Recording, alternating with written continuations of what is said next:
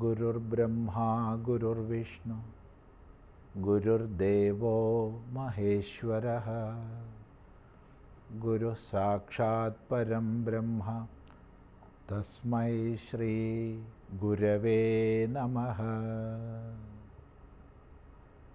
ഓം സദാശിവസമാരംഭാം ശങ്കരാചാര്യമധ്യമാം അസ്മദാചാര്യപര്യന്താം വന്ദേ ഗുരുപരമ്പരാം.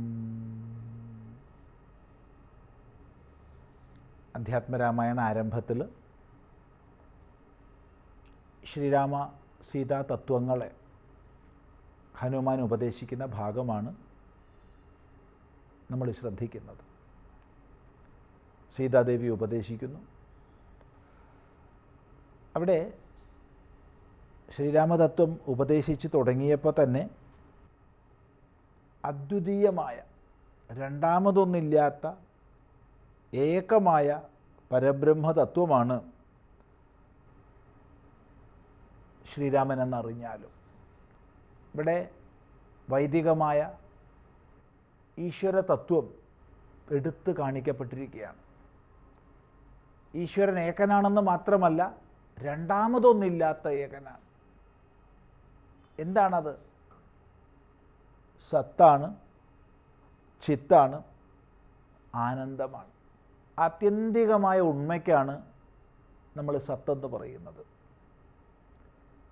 ഞാനുണ്ട്, നീയുണ്ട്, അതുണ്ട്, ഇതുണ്ട്, ഭൂമിയുണ്ട്, ആകാശമുണ്ടെന്നെല്ലാം പറയുമ്പോൾ എല്ലാത്തിനും ഉണ്മയെ കൊടുക്കുന്ന ഏതൊരു ഉണ്മയുടെ ആ അനുസ്യൂത ഭാവമാണോ എല്ലാത്തിലുമുള്ളത്, ആ ആത്യന്തികമായ നാശരഹിതമായ സത്യത്തിനാണ്, ഉണ്മയ്ക്കാണ് സത്തെന്ന്, സത്യമെന്ന് വേദശാസ്ത്രം പറയുന്നത്.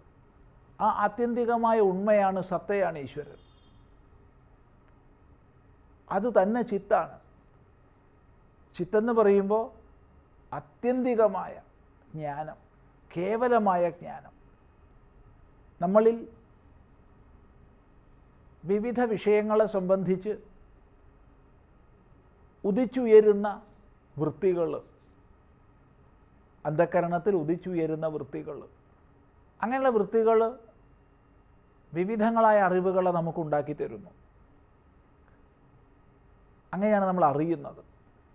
ഞാൻ ഈ പുസ്തകത്തെ അറിയുന്നു എന്ന് പറയുമ്പോൾ പുസ്തകാകാരത്തിലുള്ള വൃത്തി എന്നിലുണ്ടാവുകയും ഞാനതിനെ പ്രകാശിപ്പിക്കുകയും ചെയ്തു.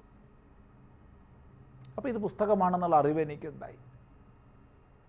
ഇത്തരം വൃത്തികൾക്കൊക്കെ ആസ്പദമായിരിക്കുന്ന കേവലമായ ബോധം, കേവലജ്ഞാനം, ആ കേവലജ്ഞാനത്തിനാണ് നമ്മൾ ചിത്തെന്ന് പറയുന്നത്. സത്താണ് ഈശ്വരൻ, ചിത്താണ് ഈശ്വരൻ. അതുപോലെ തന്നെ കേവല സുഖം, ആത്യന്തിക സുഖം, നിരപേക്ഷമായ സുഖം, അല്ലാതെ വിഷയസാപേക്ഷമായ സുഖമല്ല, ദേശകാലങ്ങളുടെ അപേക്ഷയിലുള്ള സുഖമല്ല. നിരപേക്ഷമായ സുഖം, അതിനാകുന്നു ആനന്ദമെന്ന് പറയുന്നത്. ഇവിടെ മറ്റൊന്നും കൂടി നമ്മൾ ഓർമ്മിക്കണം. ഈ ആനന്ദത്തിൻ്റെ സ്ഫുരണങ്ങളാണ്, വിവിധ വിഷയങ്ങളിൽ തട്ടി പ്രതിഫലിച്ചു വരുന്ന ഭാവങ്ങളാണ് നമ്മൾ വിവിധ സുഖങ്ങളായിട്ട് മാനിക്കുന്നത്. ഈ ആത്യന്തികമായ സത്തും ചിത്തും ആനന്ദവും ആയിരിക്കുന്ന ഈശ്വരൻ, അതാണ് ഈശ്വര സ്വരൂപം. ഏകമാണ്, അദ്വയമാണ്. അതാകുന്നു പരബ്രഹ്മം, പരമാത്മ. ശ്രീരാമനെ സാക്ഷാൽ പരബ്രഹ്മമാണെന്ന്, പരമാത്മതത്വമാണെന്ന് നീ അറിഞ്ഞാലും. താത്പര്യം സർവദേവതകളിലൂടെയും വിവിധങ്ങളായ ഈശ്വരഭാവങ്ങളിലൂടെയും എല്ലാം ലക്ഷീകരിക്കപ്പെടുന്നത് ഏകനും അദ്വിതീയനുമായ പരമാത്മാവാണ്. ഇതാണ് വേദത്തിൻ്റെ പരമമായ താല്പര്യ നിർണയം.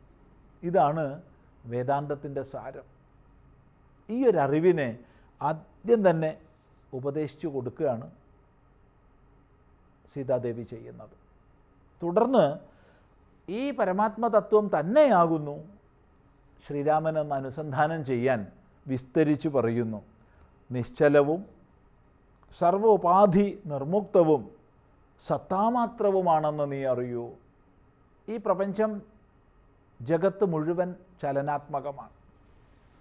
ഉണ്ടായി, നിലനിന്ന്, വളർന്ന്, മാറ്റങ്ങൾക്ക് വിധേയമായി ക്ഷയിച്ച് നശിക്കുന്നതാണ് ഈ പ്രപഞ്ചമഖിലവും. അങ്ങനെ ചലനാത്മകമായതുകൊണ്ടാണല്ലോ ഈ ലോകത്തിന്, ഈ പ്രപഞ്ചത്തിന് നമ്മൾ ജഗത്തെന്ന് പറയുന്നത്.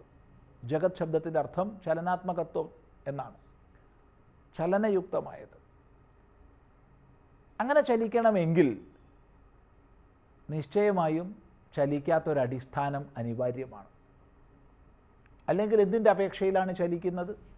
ഇപ്പോൾ ചലനം എന്നുള്ളത് സംഭവിക്കണമെങ്കിൽ അചലമായൊരു അടിത്തറ നിർബന്ധമാണ്. ആ അചലമായ അടിത്തറയാണ് പരമസത്യം, ഈശ്വരൻ. അത് സൂചിപ്പിക്കുന്നു നിശ്ചലം, സർവോപാധി നിർമുക്തം. ദേശം, കാലം, വസ്തു, ഈ ഭേദങ്ങളോടുകൂടി കോടാനുകോടി ഉപാധികൾ പ്രവർത്തിക്കുകയാണ്. ഈ ഉപാധികളോട് താതാത്മ്യപ്പെട്ടിട്ടാണ് നമ്മളെല്ലാവരും ജീവിക്കുന്നത്. ഈ ലോകത്തിൽ സാമാന്യ തലത്തിൽ നമ്മൾ ഉപാധികളോട് താതാത്മ്യപ്പെട്ട് കഴിയുന്നു. ദേവതകളെ പൂജിക്കുമ്പോഴും സ്വാഭാവികമായിട്ട് നമ്മൾ കാണുന്നു. ഇപ്പോൾ പൂജകഭാവത്തിലുള്ള എല്ലാം ഉപാധികളോട് കൂടിയതായിട്ടാണ് നമ്മൾ മനസ്സിലാക്കുന്നത്. അവിടെയാണ് പാരമാർത്ഥിക സ്വരൂപത്തെ ഉപദേശിക്കുന്നത്. സർവോപാധി വിനിർമുക്തമാണ്. അവിടെ ദേശകാലാദി പരിമിതികളില്ല. അതിനെല്ലാം അപ്പുറത്തുള്ള പരമസത്യമാണ് എന്ന് നീ മനസ്സിലാക്കൂ. സർവോപാധി നിർമുക്തം. അപ്പോൾ പിന്നെ എന്താ? കേവല സത്താമാത്രം, ഉണ്മ മാത്രമായിരിക്കുന്നത്, സന്മാത്രമായിരിക്കുന്നത്. വേദം ആവർത്തിച്ച് ആവർത്തിച്ച് പ്രഖ്യാപിക്കും, നേഹനാനാസ്തി കിഞ്ചന. ഇവിടെ പലതില്ല തന്നെ. അപ്പോൾ പലതായി കാണപ്പെടുന്നതോ അത് കേവലം വാചാരംഭണം വികാരഃ, വാക്കിനാൽ ആരംഭിക്കപ്പെടുന്ന വികൃതികളാണ്. പരമാർത്ഥം, സത്യം ഏകം മാത്രം. ആ ഒരു സത്താമാത്രമാണ് എന്നല്ല നിശ്ചയിച്ചറിഞ്ഞുകൂടാത്തൊരു വസ്തു. ഏതെങ്കിലും ഒന്നിന് ജാതിയോ നാമമോ രൂപമോ ഗുണമോ ക്രിയയോ സംബന്ധമോ ഉണ്ടെങ്കിൽ നമുക്ക് ഇന്നതെന്ന് നിശ്ചയിക്കാം, ഇന്നതെന്ന് വ്യവഹരിക്കാം. എന്നാൽ പരമമായ സത്യം ജാതി നാമ രൂപ ഗുണക്രിയാ സംബന്ധങ്ങളൊന്നുമില്ലാത്തതുകൊണ്ട് ഇന്നതെന്ന് നിശ്ചയിക്കാൻ സാധ്യമല്ല. എൻ മനസാനമനുതേ ഉപനിഷത്ത് പ്രഖ്യാപിക്കും. യാതൊന്ന് മനസ്സിനാൽ മനസ്സിലാക്കപ്പെടുന്നില്ലയോ. യഥോ വാചോ നിവർത്തന്തേ അപ്രാപ്യ മനസാ സഹ. എവിടെ നിന്നാണോ വാക്കുകൾ മനസ്സിനോടുകൂടെ പിന്തിരിയുന്നത് അതാണ് പരമസത്യം. ആ സത്യത്തെ ബോധിപ്പിക്കുകയാണ്. ഇന്നതെന്ന് നിശ്ചയിച്ചറിഞ്ഞുകൂടാതെ വസ്തുവാണെന്നറിഞ്ഞാലും ഇത് നീ നിശ്ചയിക്കൂ. അപ്പം എന്താണ് ഈശ്വരനെക്കുറിച്ച് നിശ്ചയിക്കേണ്ടത്? നിശ്ചയിച്ചറിഞ്ഞുകൂടാത്ത വസ്തുവാണെന്ന് നിശ്ചയിക്കൂ. ഇതാണ് നമ്മളിൽ ഉണ്ടാവേണ്ട നിശ്ചയം. എന്നിരിക്കെ ഈശ്വരനെ സംബന്ധിച്ച് കലഹിക്കുന്ന മൂഢത എത്രമാത്രം നമ്മൾ അനുവർത്തിക്കുകയാണ് ലോകത്തിൽ. ഇന്നതെന്ന് നിശ്ചയിക്കാൻ വയ്യാത്തതിനെ പറഞ്ഞ് മതം മാറ്റ പ്രവർത്തനങ്ങൾ എത്ര അനുസ്യൂതമായി നടക്കുന്നു ലോകത്തിൽ. ഇപ്പം ഈശ്വരൻ ഏകനെന്നിരിക്കെ, അവൻ നിശ്ചയിക്കപ്പെടാത്തവനെന്നിരിക്കെ അതിനെക്കുറിച്ചുള്ള തർക്കങ്ങൾക്ക് എന്ത് സ്ഥാനം? ചിന്തിക്കുക. വളരെ പ്രസക്തമായ വിഷയമാണ്. നമുക്ക് തുടർന്ന് വിചാരം ചെയ്യാം.